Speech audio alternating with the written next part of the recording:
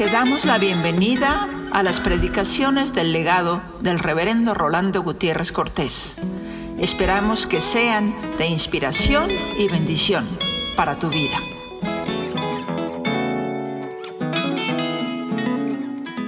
Marcos 1, del verso 16 al 20. Andando junto al mar de Galilea, vio a Simón y a Andrés, su hermano, que echaban la red en el mar, porque eran pescadores. Y les dijo Jesús: venid en pos de mí, y haré que seáis pescadores de hombres. Y dejando luego sus redes, les siguieron. Pasando de allí un poco más adelante, vio a Jacobo, hijo de Zebedeo, y a Juan, su hermano, también ellos en la barca, que remendaban las redes. Luego los llamó, y dejando a su padre Zebedeo en la barca con los jornaleros, le siguieron. No vamos a pasar un examen de música, pero quizá podría ilustrarse la primera parte de mi meditación en la palabra del Señor en esta hora, y le pidiera a nuestro hermano en el piano que me tocara una nota y que preguntara entre todos si la reconocen. Es decir, si lo que tú escoges es un do, un re, mi, fa, sol, la o si, o más aún, si es un do sostenido o es un do bemol. Yo creo que si pasáramos esa pequeña prueba nosotros en esta noche, nos daríamos cuenta no solamente quienes sepan música, sino quienes tengan la capacidad de distinguirlo. Es más, yo examinaría al mismo pianista a ver si es cierto que lo puede distinguir. Y es que se requiere una afinación, no solamente del instrumento, sino de nuestra propia sensibilidad, para distinguir la diferencia en las notas. ¿No es cierto? Que yo recuerde, me enseñaron a entonarme do, mi, do, y eso me ayudaría para tratar de adivinar a lo mejor alguna. Digo adivinar porque quizá no tendría yo la afinación musical necesaria para darme cuenta qué nota me está tocando la persona en el instrumento. Y cuando hablo de afinación musical nítida, es porque quisiera hablar del discipulado. Porque en esta hora nosotros hemos sido sorprendidos gratamente en nuestra iglesia. Porque yo anuncié unos cursos. Claramente dije que solo cabían 8 en el curso de discipulado, y en la primera me resultaron 15. Di mis excusas al hermano a quien había invitado yo para darme un curso para 8 personas, y en la siguiente habían 32. No sé si el próximo miércoles hay 64. En realidad, no necesitamos cantidad, y no quiero correr a nadie. Al contrario, hacer ver que Dios está llamando. Pero yo sí quiero cumplir con un cometido pastoral. Y por eso quiero hablar en esta noche sobre el discipulado en un primer intento, para que nosotros distingamos claramente acerca de este menester. He hablado tanto sobre el Evangelio de Marcos, ¿no es cierto? Y que ahora vuelva a tomar Marcos, el capítulo 1, y un solo versículo me parece que podría parecer exagerado. Es más, para serles claro, solo voy a tomar ahora ni siquiera el párrafo, ni siquiera un versículo, ni siquiera una expresión completa de Jesús, como podría ser: venid en pos de mí y haré que seáis pescadores de hombres, sino solo voy a tomar la primera parte: venid en pos de mí. ¿Por qué? Porque el discipulado requiere afinación inconfundible para escuchar la voz de Dios en Jesucristo, escuchar la voz de Dios en la palabra que se nos ha revelado como Salvador a nosotros y que conocemos como Jesús de Nazaret, y al escucharla no fallarle en obedecerle. Porque escuchar la voz de Dios en Jesús y no fallarle es significación de obediencia. Y esta significación de obediencia es: cueste lo que cueste, aunque haya pasar sobre brasas, aunque haya de caminarse sobre espinas, aunque haya de caminarse sobre las aguas, con el peligro de hundirse, como le pasó a Pedro. Y por eso quiero que quede muy claro.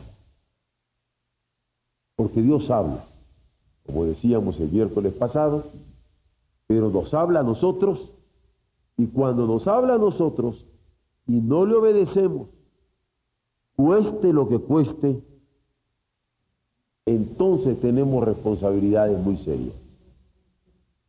Y voy a dar 5 elementos para que se puedan tratar de distinguir en esta expresión de Jesús: venid en pos de mí, que quiero que sean considerados muy despacio.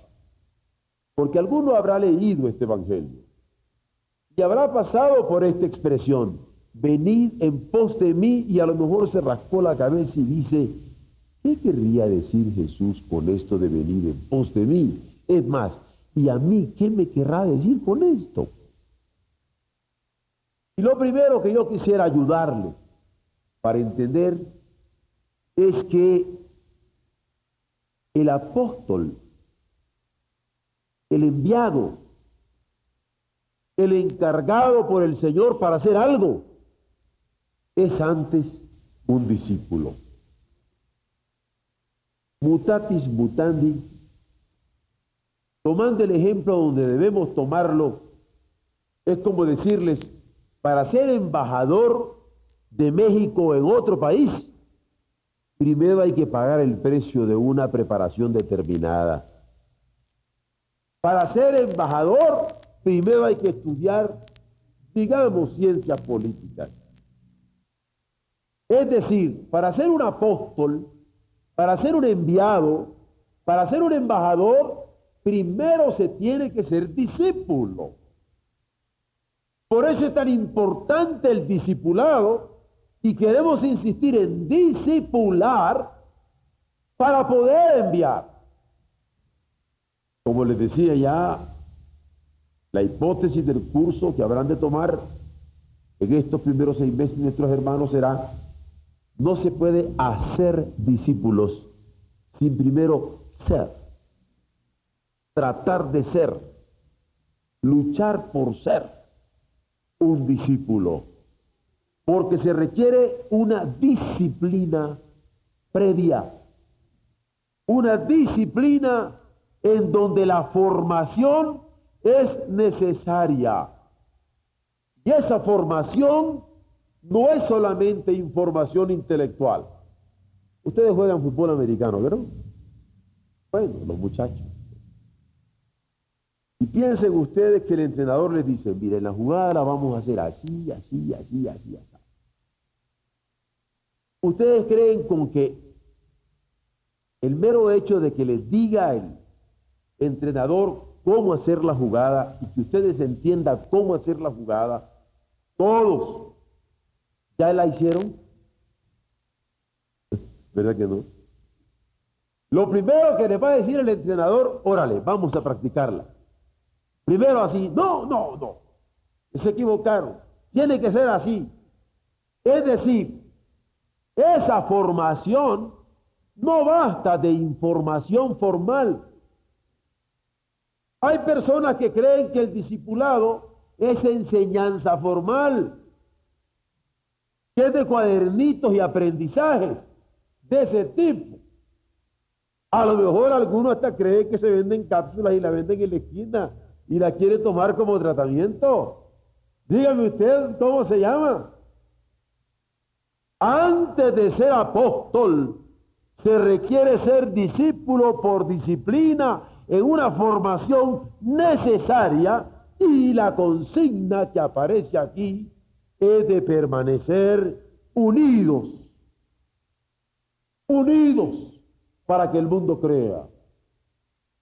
Y cuando no podemos permanecer unidos ni a nuestra propia congregación, hay quien no puede permanecer unido ni siquiera en los secundarios, ni siquiera en los jóvenes, ni siquiera en sus coros, ni siquiera en sus organizaciones, ni siquiera como femeniles, ni siquiera como hombres, ni siquiera como coros, ni siquiera como iglesia, y quiere ser discípulo. No. Cuénteme una de vaquero. Perdonen la expresión. Es que quiero que se entienda que para ser apóstol, para ser embajador con derecho de vengo en nombre del Señor, hay que pagar disciplinas. De haber entendido el mensaje, de haber podido practicar y de pagar el precio de estar unidos a punta de sacrificio. Por eso sé el ejemplo del fútbol americano. ¿No es cierto que cuando ustedes necesitan hacer una anotación, a lo mejor les mandan jugadas de sacrificio, porque lo que interesa es el punto que se necesita? Y el Señor no nos engañó. El que quiera seguir en pos de mí, niéguese a sí mismo. Tome su cruz cada día y sígame. Este espíritu de unión, de unidad de cuerpo de Cristo, no podemos pasarlo desapercibido. Él en su apostolado, cuando Él está orando su oración sacerdotal, lo que dice es que sean uno para que el mundo crea. Hay que ser uno, porque el apóstol, el que quiere ser apóstol, el que se considere llamado al apostolado, va a requerir esta disciplina de discípulo. Por eso es discípulo, por disciplina de unidad necesaria. Segundo, vean ustedes que el llamado de Jesús aparece personal. Lo que aparece en el Evangelio de Marcos es: venid en pos de mí. No dice que vayan a aprender un programa. No dice que vayan a hacer planes. No dice que vayan a construir un sistema. Venid en pos de mí. Por eso aclara que es Él quien lo llama. Venid en pos de mí. No es porque ellos sintieron simpatía y se quedaron encantados y yo quisiera hacerlo. Él es el que llama. Él es el que pone la urgencia. Él es el que pone la necesidad. Él es el que pone esa cosquillita que nos dice: es que no estoy contento, pastor. Yo necesito hacerlo. Yo necesito hacer algo porque el Señor me está llamando. Ese llamado uno lo reconoce. Ahorita vamos a entrar en mayores detalles de esto, porque es un llamado que parece apetito, en donde yo necesito como sed tomar agua, como hambre comer. Surge como orden, surgen como necesidad ineludible, surgen como un ay de mí si dejo de hacerlo. Esto está claro. Para ser apóstol, primero entonces hay que ser discípulo, pero hay que entender que este llamado tiene nombre. No es el llamado que Dios le está haciendo a Juan, que es mi hijo. No es el llamado que Dios le está haciendo a Octavio, que es mi otro hijo. Es el llamado que me está haciendo a mí. Es la urgencia que yo tengo. Es el apetito que yo siento por servirle. Ese es intransmisible. Ese es mío. Venid en pos de mí es llamado personal porque Jesús mismo lo hace. Es llamado personal porque el Señor lo hace sentir a cada uno. A Leví como Leví, a Pedro como Pedro, a Juan como a Juan, a Felipe como a Felipe. En tercer lugar, cuando el Señor dice venid en pos de mí, se recibe un designio, un diseño manifiesto.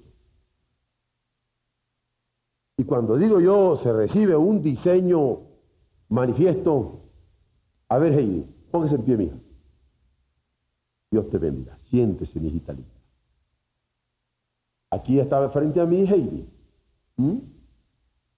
hija de la primera pareja que yo casé en esta iglesia. ¿Se puede imaginar? Ya claro, ahora es una señorita muy linda que acaba de cantar un solo de María que yo presenté en mis brazos. Pero yo le digo, mi hija, póngase de pie. Mi palabra, ella la oye.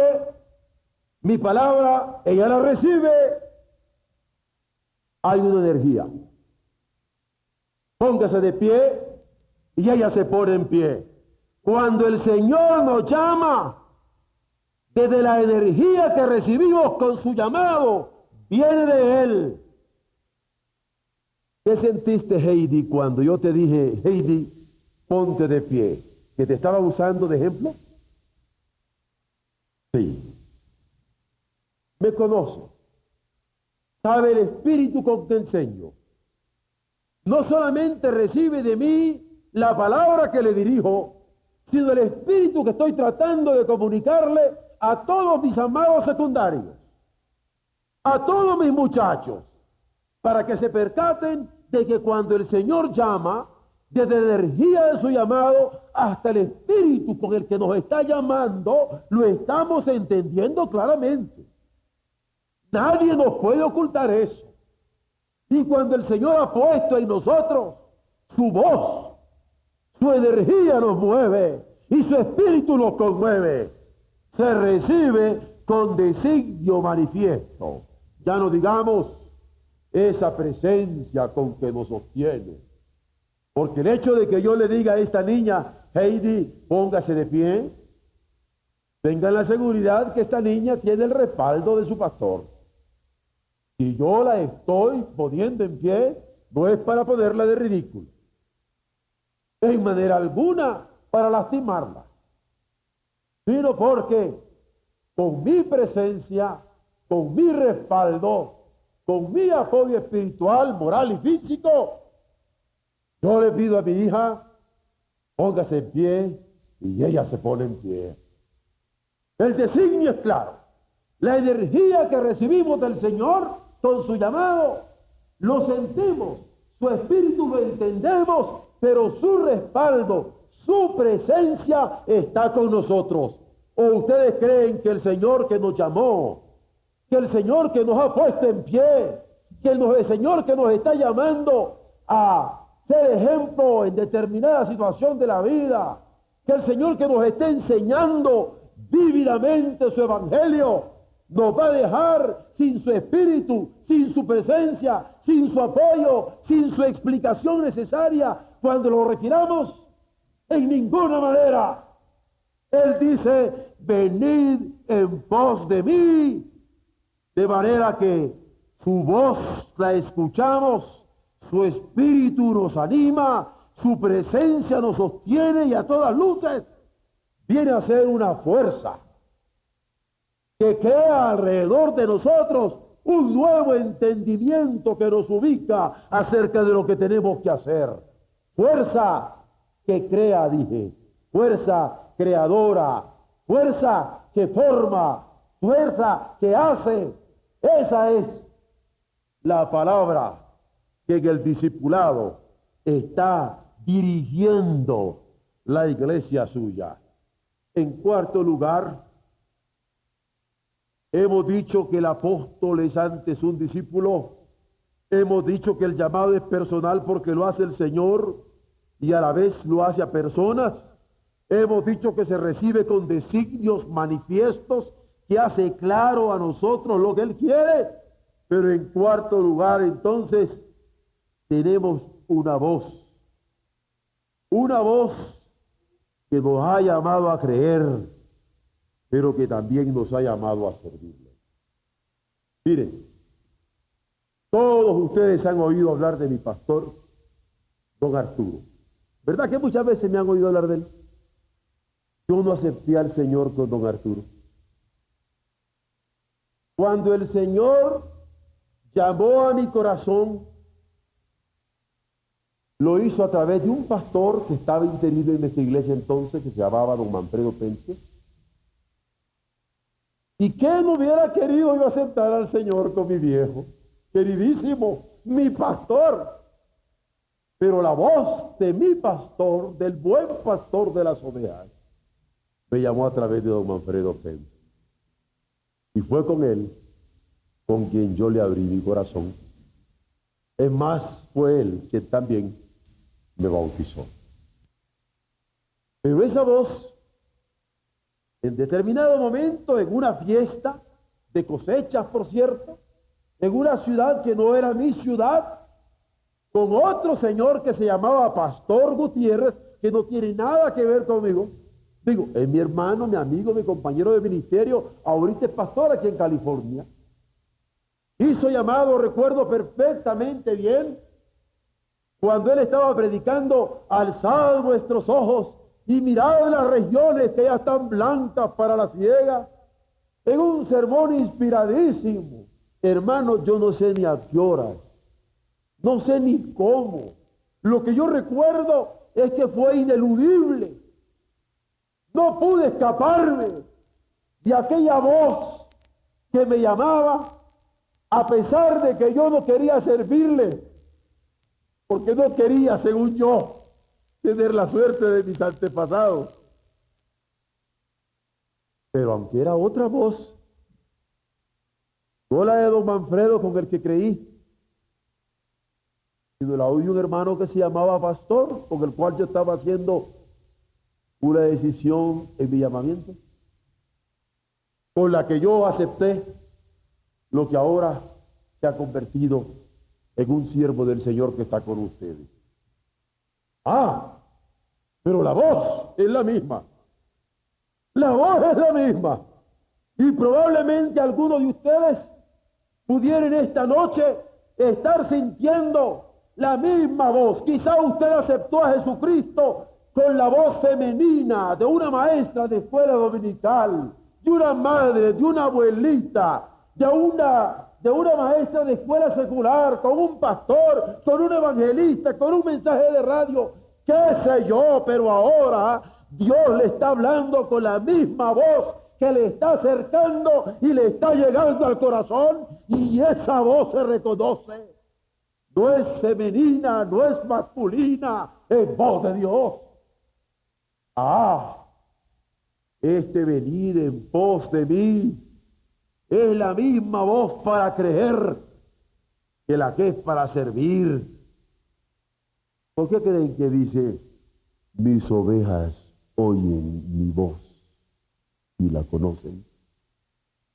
Porque las ovejas podemos oír su voz cuando nos dice: ahora te quiero aquí, ahora te quiero allá, ahora te quiero para esto, ahora te quiero para la otra. Es voz que, de acuerdo a la revelación que tenemos en la Biblia, es voz en Cristo. ¿Recuerdan que dice la Biblia? Dios, habiendo hablado en otros tiempos a nuestros padres por los profetas, en los postreros tiempos nos ha hablado por el Hijo. Es voz en Él, es voz en Cristo que nos conmueve en las entrañas. Y esta voz es de la que la Escritura dice, por él fueron creadas todas las cosas, y sin él nada de lo que es hecho ha sido hecho. ¿Se acuerdan que eso dice la Biblia? ¿Se acuerdan cuando dice, él nos hizo y no nosotros a nosotros mismos? La voz que crea y la voz que hace es ahora la voz que forma a sus discípulos. Por eso los invita, venid en pos de mí.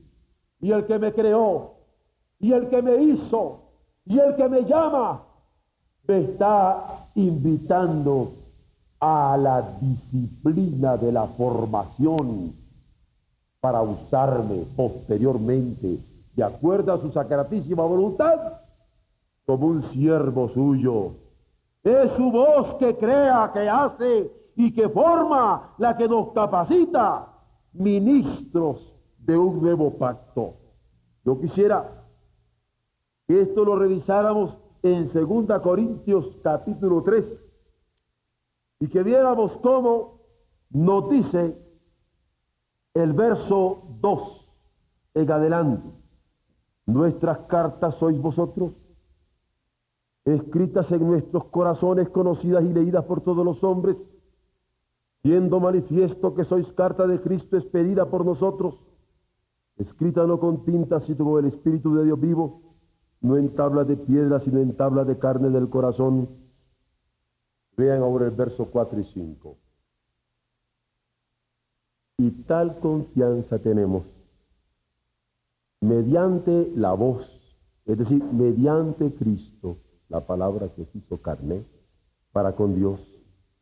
No que seamos competentes por nosotros mismos, para pensar algo como de nosotros mismos, sino que nuestra competencia viene de que queremos, viene de que nos simpatiza. Nuestra competencia proviene de Dios, el cual asimismo nos hizo. El que nos creó nos hizo ministros competentes de un nuevo pacto, no de la letra, sino del Espíritu.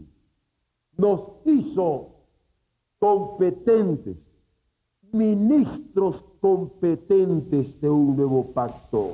La voz es la misma. Y aunque nos sintiéramos indignos, si Él nos llama, reconocemos su voz, Él se encargará de hacernos competentes ministros de un nuevo pacto. Pero en última instancia, vean cómo el Señor, que dice venir en pos de mí, convoca desde diversas condiciones de vida. Llamó a pescadores. ¿A quién se le ocurre llamar a pescadores?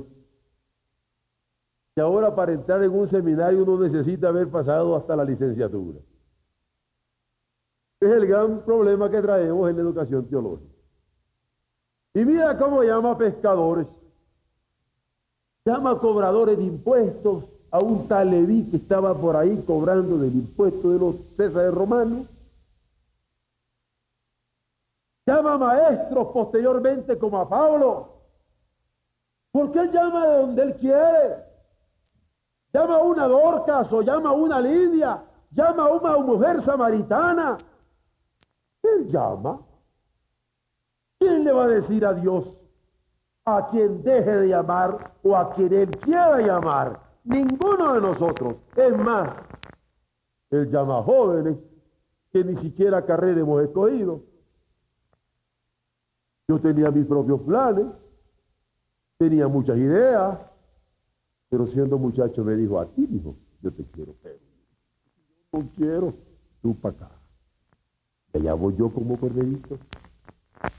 Y aquí me tienen. ¿Por qué? Porque Él convoca desde diversas condiciones de vida. Niños, jóvenes, hombres, mujeres, adultos, viejos como Zacarías. No limitemos la vocación del Señor. Esto es ya para los jóvenes. Solo los jóvenes tienen amigos. Solo los jóvenes tienen vecinos. Solo los jóvenes tienen compañeros que no conocen a Dios. Solo los jóvenes. ¿Acaso nosotros no podemos también convocar para que vengan a adorar, a conocer a nuestro Dios, a alabarle y a soltar su corazón para entregarse plenamente? Jesús dijo: venid en pos de mí. No nos equivoquemos afanándonos por ser incorporados o como circunstancia obligatoria de iniciados. El pastor dice que nos metamos a esta clase, allá metámonos. No, hijo. No porque no me hagan caso. Gracias si me hacen caso. Pero esto del discipulado, esto del apostolado, esto del servicio, es apetito, es sed que pone Dios, es voz que la hace sentir y oír. Ese discipulado depende de nuestro Jesús, que nos hace el llamado, pero que cuando nos hace no hay que resistirle, más cuando se reconoce que personalmente lo está haciendo para cada uno de nosotros. Él es quien nos ha creado, Él es quien nos ha hecho, Él es quien nos ha formado. Él es el que nos puede hacer ministros competentes de un nuevo pacto a pesar de nuestra indignidad. ¿Se entendió esto? El discipulado es un seguimiento a Jesús. Porque lo que Él ha dicho es: venid en pos de mí. Porque si lo hemos entendido, ¿por qué estamos poniendo como pretexto para hacer la voluntad suya